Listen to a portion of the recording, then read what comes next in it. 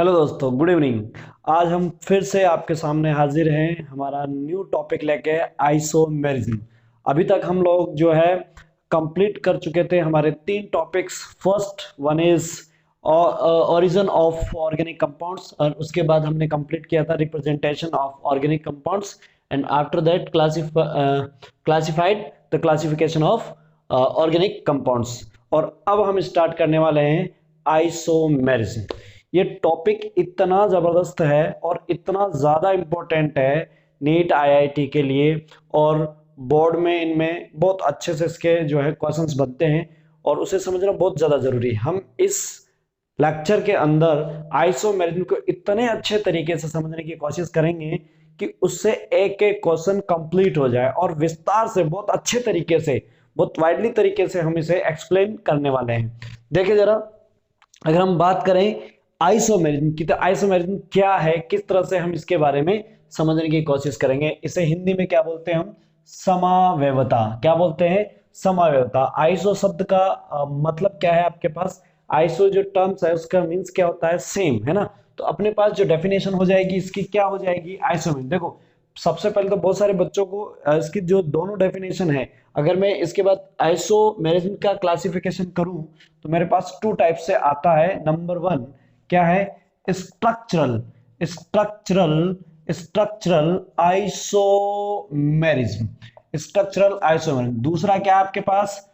Second number का क्या है? स्टीरियो। क्या है? स्टीरियो आइसोमेरिज्म, है ना। Stereo isomerism. देखो भाई, ये बहुत ज्यादा जबरदस्त टॉपिक है, बहुत ज्यादा इमेजिनेशन की जरूरत भी पड़ती है इसके अंदर, है ना। तो ये टॉपिक हमें समझना बहुत ज्यादा जरूरी हो जाता है अगर आपको ऑर्गेनिक के अंदर धांसू बनना है ना। तो आपको क्या करना पड़ेगा? इसे बहुत अच्छे तरीके से समझना पड़ेगा और अपनी इमेजिनेशन पावर को बढ़ाना पड़ेगा। ठीक है जी। तो उसे इमेजिनेशन भी करनी पड़ेगी आपको। पर हमें सबसे पहले तो बहुत सारे बच्चे इसी में कंफ्यूज हो जाते हैं, इसकी डेफिनेशन और इसकी डेफिनेशन क्या लिखी जाए। तो आपके पास यहां पर मैं डेफिनेशन लिखता हूं, देखो जरा। कंपाउंड सेविंग, है ना। Compound compounds having same molecular molecular formula, but but different but different arrangement of atoms of atoms. देखो, मैं यहां पर क्या बोल रहा हूं? Different arrangement. सिर्फ मैंने क्या बोला है? डिफरेंट अरेंजमेंट मैंने टर्म्स को यूज किया है। किसके अंदर? आइसोमेरिज्म के अंदर, है ना।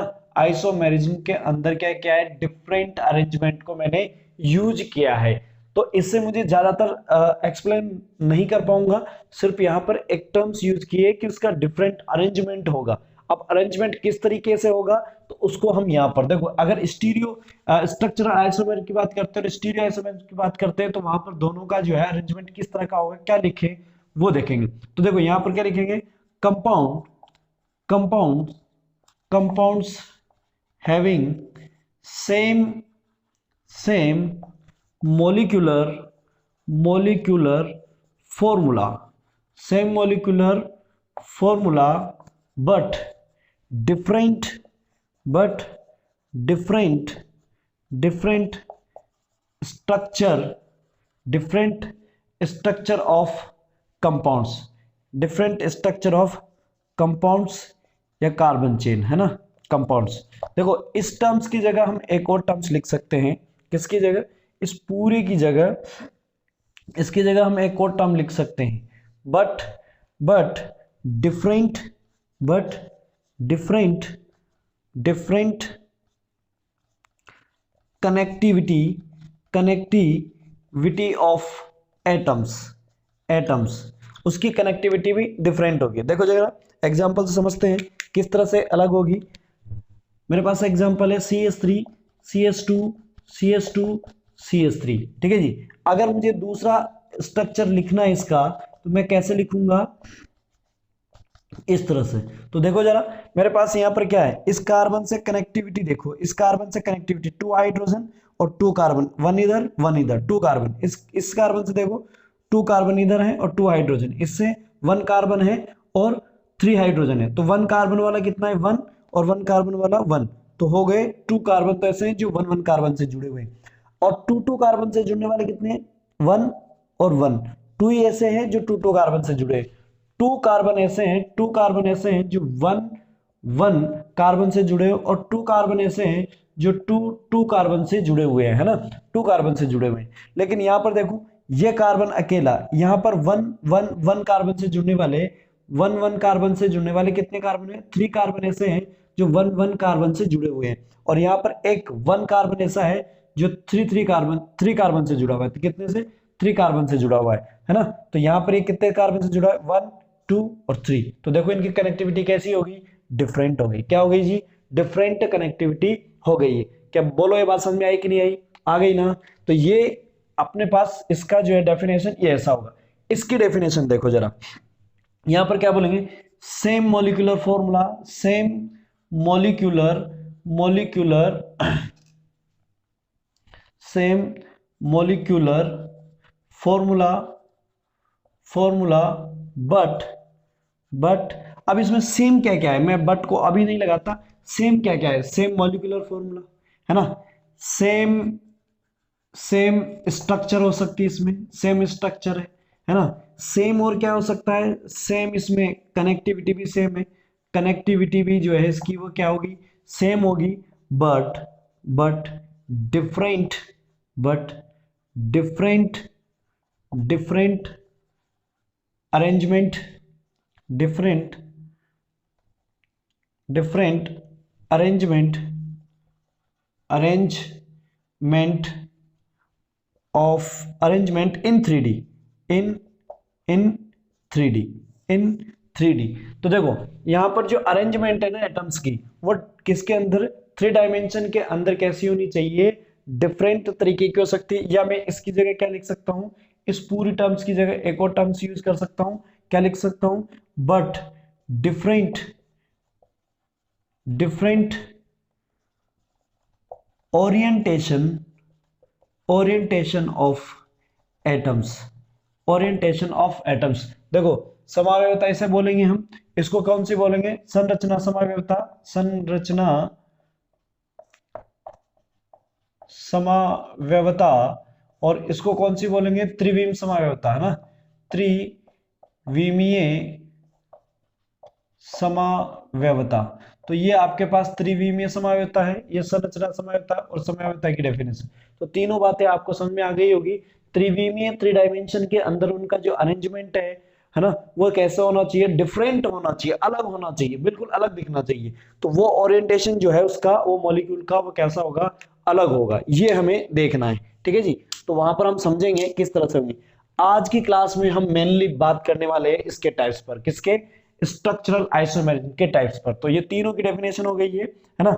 इसको हम समझेंगे, इसको भी हम समझेंगे, ध्यान से देखो भाई, इसको हम समझेंगे, इसके एग्जांपल्स जो है वो देखेंगे हम किस तरह से होंगे, हम कैसे समझाएंगे। लेकिन इसमें समझने के लिए हमारे पास जो है 3 डायमेंशन में जो और एटम्स की अरेंजमेंट है, उसकी ओरिएंटेशन है, उसको देखने के लिए हमारे पास इमेजिनेशन पावर होनी चाहिए। और इमेजिनेशन पावर कोई ऐसा जादू नहीं है कि वो मिल जाएगा, आपकी इमेजिनेशन पावर है कि कोई मॉलिक्यूल, हमने कहा ऐसे इमेजिनर करो कि आप इमेजिनेशन बनाओ कि एस मॉलिक्यूल का एटम अगर इधर जा रहा है और एक इधर जा रहा है, तो ऐसा सोचो आप कि हाँ वास्तव में इधर जा रहा है और एक इधर है और ऐसा इधर है, तो कौन कौन से एटम किधर किधर होंगे और उनके चेंजेस क्या होंगे, उनके ओरिएंटेशन कैसे होंगे, है ना, आपके तरफ है, आपसे दूर है, इस तरह के जो है ओरिएंटेशन हमें देखने होंगे। तो ये हमें समझने हैं, ठीक है जी। तो इसमें आपको ऐसा देखना पड़ेगा, तो उसको हम समझेंगे। ये बहुत अच्छा टॉपिक है हमारे पास। इसको समझने के लिए जरा मैं बता दूं आपको कि इसमें ऐसा हम क्या पढ़ने वाले हैं इसके अंदर। तो स्टीरियो आइसोमेरिज्म के अंदर जो है हम आगे चल के देखेंगे, इसके टाइप्स जो है वो अलग अलग होंगे। इसके टाइप्स कौन कौन से होंगे हमारे पास, वो है ज्योमेट्रिकल आइसोमेरिज्म, और यहां पर कौन सा है, ऑप्टिकल, है ना। देखो जरा, ऑप्टिकल आइसोमेरिज्म। अब ऑप्टिकल आइसोमेरिज्म और ज्योमेट्रिकल आइसोमेरिज्म है, तो इसके अंदर हम बात करें अगर ज्योमेट्रिकल आइसोमेरिज्म की, तो यहां पर हमें पढ़ने को मिलता है सिस ट्रांस, है ना, नंबर 2 पे है ई जेड, है ना, और थर्ड पे है आपका सिन एंटी। इस तरह के देखते हैं, और इसमें हम जो पढ़ते हैं वो डी एल, है ना, और दूसरा है आपके पास आर एस। ये बहुत फेमस है, इससे तो बहुत क्वेश्चन आते हैं। इधर भी सिस ट्रांस ई जेड से बहुत क्वेश्चन आते हैं। इसमें थ्रियो और इरिथ्रो भी आता है, लेकिन हमें देखेंगे जब पढ़ेंगे तब देख लेंगे उसको, है ना। फिलहाल हमें सबसे ज्यादा फेमस जो हमारे लिए है आर एस ऑप्टिकल आइसोमेरिज्म है ना। इधर ई जेड सिस ट्रांस ये होते हैं, तो इन सबको हम जो है देखने वाले हैं किस तरह से स्टीरियो आइसोमेरिज्म होंगे, और इनके एग्जाम्पल वो बहुत अच्छे से हमें समझना है, ठीक है जी। तो इसके लिए अलग से एक क्लास होगी हमारी। तो अब हम बात करते हैं आज की क्लास में, वो क्या है आपके पास, सिर्फ और सिर्फ क्या है, स्ट्रक्चरल आइसोमेरिज्म। देखो स्ट्रक्चरल आइसोमेरिज्म की बात करें तो अपने पास ये कितने टाइप्स के होंगे, 6 टाइप्स के। कौन कौन से हैं? फर्स्ट की मैं बात कर लेता हूं, तो मेरे पास क्या है, चेन आइसोमर। क्या है? Chain isomer. चेन आइसोमर में क्या बोल दोगे आप? Same same same molecular molecular same molecular formula, same molecular formula, है ना। Compound having same molecular formula but different different different different chain structure, different chain structure. तो उसकी चेन स्ट्रक्चर वो कैसी होगी, वो डिफरेंट होगी। देखो जरा कैसे, अभी अभी आपने लिखा था इस तरह का, है ना, ये कैसा है, इस तरह का है। तो ये आपके पास, और मैंने इसकी डिफरेंट स्ट्रक्चर कैसे देख ली, इस तरह की देख ली, है ना। कितना हो गया आपके पास, A4, ठीक है ना। ऊपर कितना है, C4 है, और आपके पास हाइड्रोजन कितने हो गए, 6, और आपके पास कितने, 4, 10, कितने हो गए, 10, C4H10, ठीक है ना। ये आपके पास है। यहाँ पर देखोगे तो यहाँ पर भी कितना है आपके पास, H3339 और 1, 10, हाइड्रोजन 10, कार्बन 4, C4H10। तो देखो इनका जो मॉलिक्यूलर फॉर्मूला तो सेम है, लेकिन इसकी जो कनेक्टिविटी है और जो स्ट्रक्चर है वो कैसी है, डिफरेंट डिफरेंट। या ब्रांच स्ट्रक्चर है ना, चेन की ब्रांच स्ट्रक्चर है, जबकि स्ट्रेट स्ट्रक्चर है ना। तो ये हमने देख लिया है। दोनों का क्या है आपके पास, अगर इसका नेम लिखोगे तो क्या है, ब्यूटेन। क्या है, ब्यूटेन, ब्यूटेन। और ये क्या है आपके पास, आइसोब्यूटेन। ये क्या हो जाएगा आपके पास, आइसोब्यूटेन, है ना, आइसोब्यूटेन। ध्यान से देखो, है ना। तो ये हमने देख लिया है। तो ये हमारे पास एक कंप्लीट हो चुका है, वो कौन है, चेन आइसोमर। क्या है, चेन आइसोमर, ये हमने देख लिया है। अब नेक्स्ट कौन सा है हमारे पास, फर्स्ट हो चुका है चेन आइसोमर। स्ट्रक्चरल आइसोमर में, है ना, इसमें क्या है, फर्स्ट हो गया चेन आइसोमर, चेन आइसोमर, ये आपके पास हो गया। दूसरा देखो, दूसरा क्या है आपके पास, position, position isomer, position isomer. तो पोजीशन आइसोमर में क्या होगा, वही same molecular formula, but same molecular formula, same molecular formula, but different, but different but different position, position of atoms, different position of atoms, है ना। तो देखो different position कैसे हो जाएगी, मैं अगर बात करूं इसकी, है ना, इसकी, तो मेरे पास यहाँ क्या है, एल्कोहल, ये ब्यूटेनॉल है। क्या है, ब्यूटेनॉल। लेकिन ब्यूटेनॉल कौन सा है, 1 ब्यूटेनॉल। क्या है, 1 ब्यूटेनॉल। अब मैं इसी की बात करूं तो CH3 CH2 CH2 CH3, ठीक है ना। और यहाँ पर मैं लगा दूं OH, तो अपने पास ये हो गया। अब देखो यहाँ पर देखोगे तो फर्स्ट पोजीशन पे है OH जो है, वो फर्स्ट पोजीशन पे, जबकि यहाँ OH जो है वो सेकंड पोजीशन पे है ना, सेकंड नंबर पर है। तो आपके पास जो है किस पर है, ये प्राइमरी भी है और सेकेंडरी भी है ना, लेकिन फर्स्ट और सेकंड पोजीशन पे है। तो OH जो है उसकी पोजीशन कैसी हो गई, अलग अलग हो गई है। यहाँ पोजीशन फर्स्ट है, यहाँ पोजीशन सेकंड है ना। ये तो आपको आता ही होगा, नोमेनक्लेचर, नोमेनक्लेचर फंक्शनल ग्रुप के किधर से नंबरिंग किधर से करते हैं, टुवर्ड्स द फंक्शनल ग्रुप। तो इधर से नंबरिंग दोगे, इधर से भी nearest nearest position of functional group, nearest position of functional group, तो इधर से काउंट करोगे तो थर्ड पे, इधर से करोगे तो टू पे, तो इधर से, तो पोजीशन आपके पास क्या हो गई, चेंज हो गई है। तो ये अपने पास कंप्लीट हो चुका है, ठीक है जी। तो ये इसका एग्जाम्पल है, दोनों ही क्या है, एल्कोहल एल्कोहल है, लेकिन कौन कौन सा एल्कोहल है ये हमने देख लिया है ना। तो ये आपके पास सेकंड टाइप का भी हो गया है। थर्ड टाइप की बात करो, थर्ड टाइप की क्या बात करोगे तो क्या आएगा, functional functional isomerism, functional isomer या आइसोमेरिज्म है ना, फंक्शनल आइसोमर। देखो आपने देखा होगा कनेक्टिविटी डिफरेंट है, वहां पर फर्स्ट के साथ कनेक्टिविटी थी OH की, सेकंड कार्बन के साथ जो है कनेक्टिविटी OH की, तो हमने यही तो लिखा था यहाँ पर, किसमें, स्ट्रक्चर आइसोमर में कनेक्टिविटी इज डिफरेंट। तो फंक्शनल आइसोमेरिज्म की बात करें तो फंक्शनल आइसोमेरिज्म में क्या होगा जरा देखना, हम क्या बोलेंगे, सेम मोलिक्यूलर, है ना, सेम, मैं शॉर्ट में लिखता हूं, same molecular formula but different different functional group, different functional group in a carbon chain. देखो कैसे, मैं अगर बात करूं इसकी, CH3 CH2 CH2 CH2 OH, ये क्या है, एल्कोहल, अभी अभी देखा था, कौन सा है, ब्यूटेन 1 मोल, कैसा है, ब्यूटेन 1 मोल, ठीक है ना, ये आपके पास है।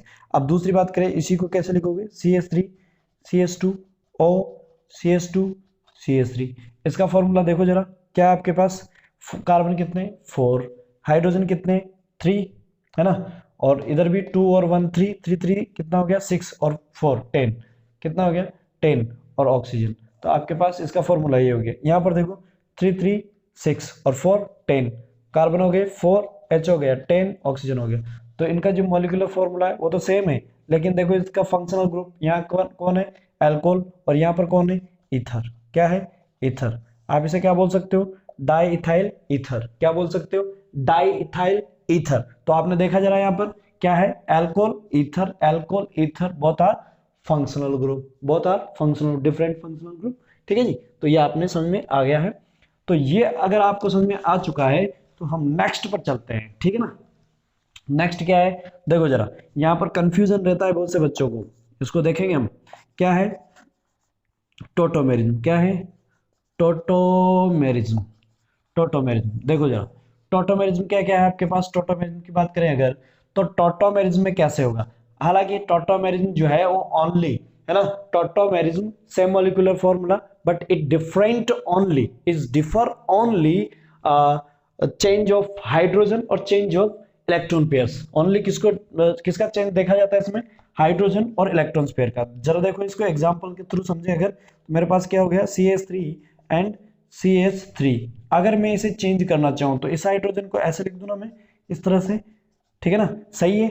अगर मैं इसे देखना चाहूं तो मैं इसे कैसे लिख सकता हूं, ऐसे और ऐसे। अगर मेरे पास ये इस फॉर्म में इस तरह से होता है तो कीटोन है, तो इसे क्या बोलोगे, कीटो, ये क्या है, कीटो। अगर मैं इसे ऐसे ट्रांसफर कर रहा हूं तो मेरे पास नेक्स्ट स्ट्रक्चर इसकी क्या मिल जाएगी, यहाँ पर ऑक्सीजन पे नेगेटिव आएगा और हाइड्रोजन वहां ट्रांसफर हो जाएगा, तो यहाँ पर हाइड्रोजन यहाँ पर इस तरह से कन्वर्ट हो गया, है ना, और यहाँ का जो हाइड्रोजन है वो यहाँ ट्रांसफर हो गया, तो इसे कहते हैं टोटोमेरिज्म। इस तरह से टोटोमेरिज्म कर जाता है ये, है ना। ये रेजोनेंस नहीं है, ध्यान से सुनना, ये resonance, it's not resonance, it's delocalisation of electron pair. ये इलेक्ट्रॉन पेयर का जो है डीलोकलाइजेशन है, लेकिन ये रेजोनेंस नहीं है। क्यों, क्योंकि रेजोनेंस में पोजीशन ऑफ एटम जो है वो सेम रहती है, जबकि इसमें पोजीशन ऑफ एटम चेंज हो चुकी है। यहाँ हाइड्रोजन था, उसकी पोजीशन कहाँ चली गई, वहां चली गई, तो पोजीशन ऑफ एटम है वो रेजोनेंस में सेम होनी चाहिए, जबकि इसमें क्या है, पोजीशन चेंज हो गई, तो it's not resonance but it's a delocalisation of electron pair. तो ये आपको समझ में आना चाहिए। तो इसे बोलते हैं इनोल, क्या बोलते हैं, इनोल, है ना। तो ये एल्डोल वगैरह में जो मैकेनिज्म पढ़ते हो उसके अंदर काम आता है, ठीक है ना, वहां पर समझते हैं इसको।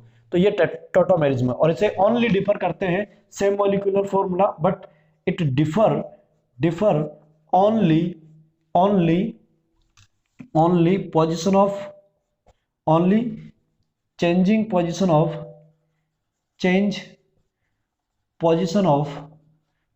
Of hydrogen and electron pair, only hydrogen और इलेक्ट्रॉन पेयर के लिए ही देखा जाता है ना। ये है आपके पास क्या, टोटोमेरिज्म। बात समझ में आ गई होगी, ठीक है ना। तो टोटोमेरिज्म भी आप कीटो और इनोल के साथ ही याद रखो इसमें, है ना। तो ये इससे टोटोमेरिज्म बोलेंगे। अब आता है हमारे पास दूसरा, कौन सा है, मेटामेरिज्म। क्या है, 5th नंबर पे है मेटामेरिज्म। क्या है? मेटामेरिज्म। क्या है जी? मेटामेरिज्म। ध्यान से देखिए जरा। ओके, चल रहा है, ठीक है। हाँ देखो, मेटामेरिज्म क्या है आपके पास। हाँ मेटामेरिज्म है। अगर मेटामेरिज्म को हम देखते हैं तो आपके पास मेटामेरिज्म किस तरह से होगा, तो देखो जरा। अगर मैं बात करूं, हमें कह सकते हैं same molecular formula, same molecular formula but different arrangement of group, different arrangement of group either side of functional group, है ना। Different arrangement of group either side of functional group. तो देखो यहां पर same molecular formula but different